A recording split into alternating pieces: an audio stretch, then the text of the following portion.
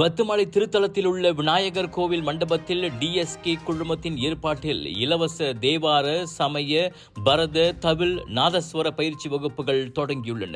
முற்றிலும் இலவசமான அவ்வகுப்புகளை டிஎஸ்கே குழுமத்தின் தலைவரும் மஹிமா எனப்படும் மலேசிய இந்து ஆலயங்கள் மற்றும் இந்து அமைப்புகள் பேரவையின் தலைவருமான டத்து என் சிவகுமார் நேற்று தொடக்கி வைத்தார். மாணவர்களுக்கு சமய மற்றும் கலாச்சார வகுப்புகளை இலவசமாக வழங்கும் நோக்கில் டிஎஸ்கே முயற்சியில் 2022ஆம் ஆண்டு 100 மாணவர்களுடன் தேவார வகுப்பு தொடங்கப்பட்டது.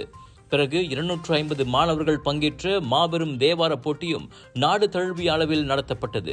இரு நிகழ்ச்சிகளுக்கும் கிடைத்த பேராதரவின் அடிப்படையில் அம்முயற்சிகளின் அடுத்த கட்டமாகத்தான் இந்த இலவச வகுப்புகள் தொடங்கியுள்ளதாக சிவகுமார் சொன்னார். இந்த வருஷம் 2025ஓட தேவார வகுப்பு ஆரம்பிக்கிற முன்னால் ஏன் இனிமே ஒரு சமய வகுப்பையும் நம்ம சேர்த்துக்குவோம்னு சொல்லிட்டு ஒரு எண்ணத்தில் தான் இதை கொண்டு வந்திருக்கோம்.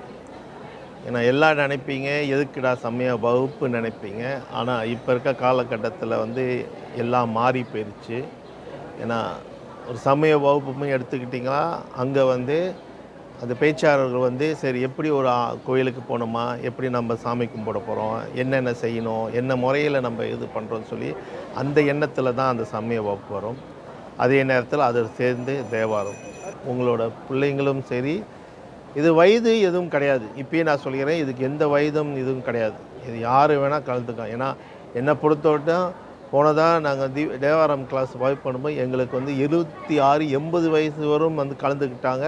வயது எதுவும் கிடையாது. அதனால் யார் வேணால் உங்களுக்கு அங்கே ஒரு சின்ன இன்ட்ரெஸ்ட் கொஞ்சம் இருந்தாலும் கலந்துங்க. போகும்போது சமயத்தை எப்படி நம்ம வளர்க்க போகிறோம், எப்படி அதை ஒற்றுமையாக செயல் பண்ணுவோம்னு சொல்லிட்டு அந்த திட்டத்தை கொண்டு வருவோம்.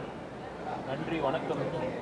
3 மாத கால இப்பயிற்சி வகுப்புகளில் பங்கேற்க வயது கட்டுப்பாடு இல்லை. இவ்வகுப்புகள் அனைத்தும் பத்துமலையில் விரைவில் திறப்பு விழா காணவிருக்கும் இந்திய கலாச்சார மையத்தில் நடைபெற உள்ளன. இது போன்ற வகுப்புகளை நடத்துவதன் மூலம் நமது பாரம்பரியத்தையும் சமயத்தையும் தொடர்ந்து கட்டிக்காக்க முடியும் என சிவகுமார் தமதுரையில் கூறினார். இப்பயிற்சி வகுப்புகளில் அனைவரும் பங்கேற்று பயனடையுமாறும் அவர் கேட்டுக்கொண்டார்.